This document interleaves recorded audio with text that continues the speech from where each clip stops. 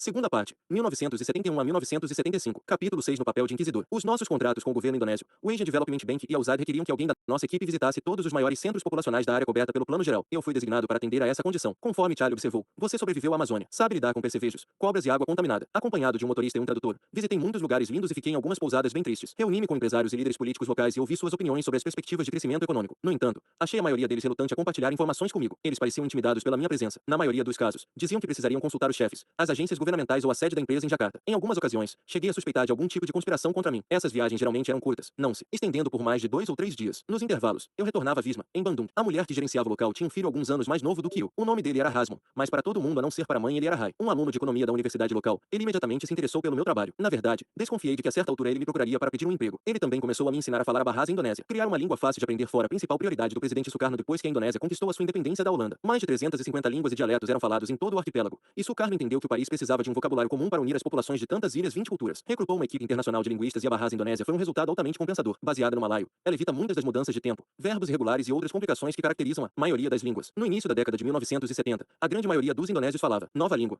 embora continuasse a depender do javanês ou outros dialetos locais nas suas comunidades. Rai era um ótimo professor com um maravilhoso senso de humor, e em comparação a aprender o chuar ou até mesmo o espanhol, a Bahasa era fácil. Rai tinha uma motoneta e me levou com ele para me apresentar a sua cidade e a sua gente. Vou lhe mostrar um lado da Indonésia que você não viu. Ele prometeu uma noite e me convidou a montar na garupa da motoneta e seguir com ele. Passamos por espetáculos de fantoches de sombra, músicos tocando instrumentos tradicionais, engolidores de fogo, malabaristas e camelôs vendendo de tudo que se possa imaginar, de fitas a sete americanas contrabandeadas artefatos indígenas raros. Finalmente, acabamos indo a um café, frequentado por jovens cujas roupas, chapéus e estilo de cabelo acompanhavam a moda, lançada numa apresentação dos Beatles no fim da década de 1960. No entanto, todos eram tipicamente indonésios. Rai me apresentou a um grupo sentado a uma mesa e nos sentamos. Todos eles falavam inglês, com variados graus de fluência, mas apreciaram e me incentivaram nas minhas tentativas com a Bahasa. Eles falavam sobre isso abertamente e me perguntavam por que os americanos nunca aprenderam a língua deles. Eu não soube o que responder. Nem pude explicar porque eu era o único americano ou europeu naquela parte de cidade, ainda que pudesse sempre encontrar muitos de nós no Golf e Racket Club, nos restaurantes sofisticados, nos cinemas e nos supermercados caros. Foi uma noite memorável para mim. Rai e seus amigos me trataram como um deles. Senti uma certa euforia por estar lá, conhecendo a cidade deles, as suas comidas e a sua música, sentindo o aroma dos cigarros de cravo da Índia e outros aromas que faziam parte da vida deles, fazendo piadas e rindo com eles.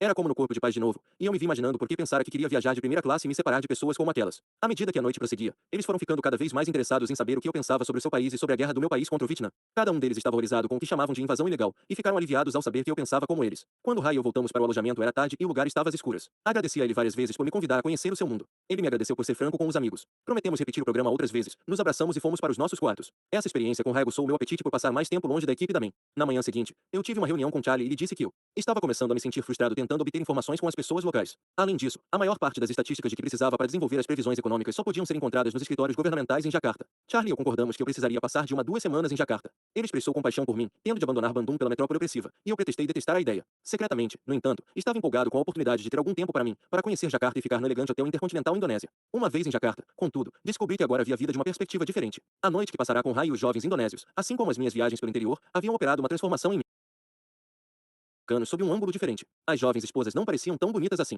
As cercas de correntes ao redor da piscina e as grades de ferro por fora das janelas nos pisos inferiores, que eu mal notara antes, agora adquiriam uma aparência nefasta. Para mim, a comida nos elegantes restaurantes do hotel parecia insípida. Reparei em outra coisa também. Durante as minhas reuniões com os líderes políticos e empresariais, tomei consciência de sutilezas na maneira como eles me tratavam. Não havia percebido isso antes, mas agora via que muitos deles se ressentiam da minha presença. Por exemplo, quando me apresentavam uns aos outros, geralmente usavam termos em Bahasa que, de acordo com o meu dicionário, traduziam-se por inquisidor e interrogador. Propositalmente deixei de revelar o meu conhecimento da língua deles. Até mesmo o meu tradutor sabia apenas que eu era capaz de recitar algumas poucas frases feitas, e comprei um bom dicionário base inglês, que geralmente usava depois de me despedir deles. Esse tratamento seria apenas uma coincidência de linguagem. Mal-entendidos do dicionário. Tentei me convencer de que eram. Ainda assim, quanto mais tempo eu passava com aqueles homens, mais convencido me tornava de que era um intruso, com quem deviam cooperar apenas porque alguém mandara. E eles praticamente não tinham escolha a não ser obedecer. Eu não fazia a menor ideia de quem teria dado aquela ordem, uma autoridade do governo, um banqueiro, um general, ou se ela teria partido da embaixada americana. Tudo o que eu sabia era que, embora eles me recebessem nos seus escritórios, me servissem chá, fizessem perguntas educadas e parecessem de muitas outras maneiras receber bem a minha presença, por baixo da superfície havia uma sombra de resignação e rancor. Também me admirei com as respostas que davam às minhas perguntas e com a credibilidade das suas informações. Por exemplo, eu nunca consegui entrar em um escritório com o meu tradutor para ser apresentado a alguém. Primeiro tínhamos de marcar a reunião. Por si só, isso não pareceria tão estranho, a não ser que esse procedimento causava uma enorme perda de tempo. Uma vez que os telefones raramente funcionavam, tínhamos de atravessar as ruas congestionadas pelo trânsito, que eram tão tortuosas que poderia levar 1 hora para chegar a um prédio a apenas alguns quarteirões de distância de onde estávamos. Uma vez lá, pedíamos-nos para preencher uma infinidade de formulários. Até que, por fim, aparecia um secretário. Educadamente, sempre com um sorriso de cortesia pelo qual os javaneses são famosos, ele me perguntava sobre que tipo de informações eu desejava, e então marcaria o horário da reunião sem exceção. A reunião era marcada para no mínimo vários dias depois, e quando a reunião finalmente acontecia, entregava-me um folheto com os números já prontos. Os proprietários de indústrias me deram planejamentos de 5 a 10 anos, os banqueiros tinham quadros e gráficos, e os funcionários do governo forneceram listas de projetos que estavam em processo de saída da prancheta de projetos para se tornar o motor do crescimento econômico. Tudo o que esses capitães do comércio Comércio e do Governo forneceram, e tudo o que eles disseram durante as entrevistas, indicava que Java estava contaminada por talvez o maior crescimento que alguma economia já experimentara no mundo. Nenhum deles, nem uma única pessoa, jamais questionou essa premissa ou me deu alguma informação que a contradissesse. Quando retornei a Bandung, no entanto, me vi imaginando sobre todas essas experiências. Às vezes era profundamente perturbador. Ocorreu-me que tudo o que eu estava fazendo na Indonésia era mais parte de um jogo do que realidade.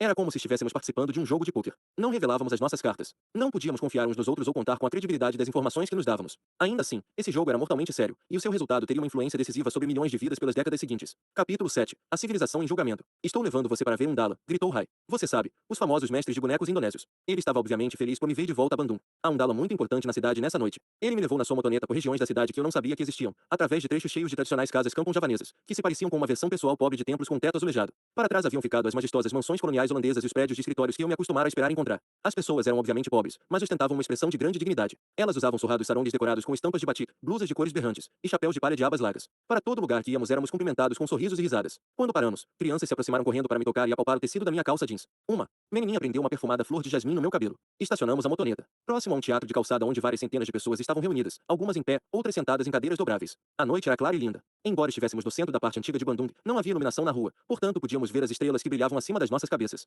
O ar estava repleto de aromas de madeira queimada, amendoim e cravo da Índia. Rai sumiu no meio da multidão e logo voltou com muitos dos jovens que eu conhecera no café. Eles me ofereceram chá quente, bolinhos e sate, pedacinhos de carne frita em óleo de amendoim. Eu devia ter hesitado antes de aceitar esse último item, porque uma das mulheres apontou para mim um fogareiro. A carne é bem fresca, disse e riu. Acabou de ser frita. Então começou a música, os sons mágicos envolventes do gamalon, um instrumento que evoca imagens de sinos de igrejas. O Dalan toca todas as músicas sozinho, sussurrou Rai. Ele também faz todos os bonecos e cria suas vozes em várias línguas. Vamos traduzir para você. Foi uma apresentação deslumbrante, combinando lendas tradicionais com acontecimentos do momento. Mais tarde eu viria a saber que o Dalan é um xamã que faz a sua atuação em transe. Ele tinha mais de uma centena de bonecos e falava por cada um deles com voz diferente. Foi uma noite inesquecível para mim, que me influenciou para o resto da vida. Depois de concluir uma seleção clássica dos textos antigos do Ramayana, o Dalan apresentou um boneco de Richard Nixon, perfeito com o característico nariz comprido e as bochechas flácidas. O presidente americano estava vestido como Tio Sam, com uma cartola estampada com estrelas e listras e fraque. Ele estava acompanhado por outro boneco, que usava um traje de listras de 3 cores diferentes. O segundo boneco levava numa das mãos um book decorado com símbolos do dólar. Ele usava a mão livre para agitar uma bandeira americana acima da cabeça de Nixon do mesmo modo como um escravo abana o senhor. Um mapa do Oriente Médio e do Extremo Oriente apareceu por trás dos dois, os diversos países pendendo de ganchos nas suas respectivas posições.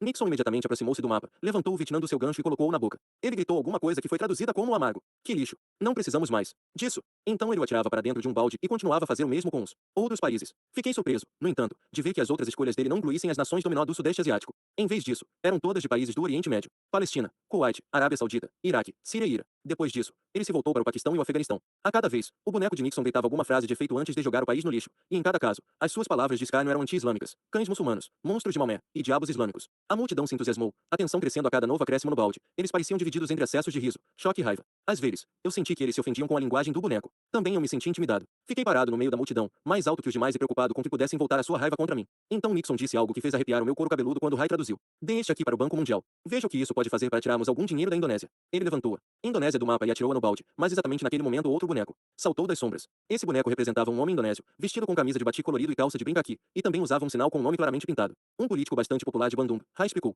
Esse boneco literalmente voou entre Nixon e o homem balde e ergueu a mão. Pare e gritou. A Indonésia é soberana. A multidão explodiu num aplauso. Então o homem balde ergueu a sua bandeira e a enfiou como uma lança no indonésio, que se debateu e morreu uma morte das mais dramáticas. Os integrantes do público vaiaram, xingaram, gritaram e agitaram os pulsos. Nixon e o homem balde ficaram lá, olhando para nós. Eles inclinaram a cabeça e saíram do palco. Acho melhor a gente ir embora. Eu disse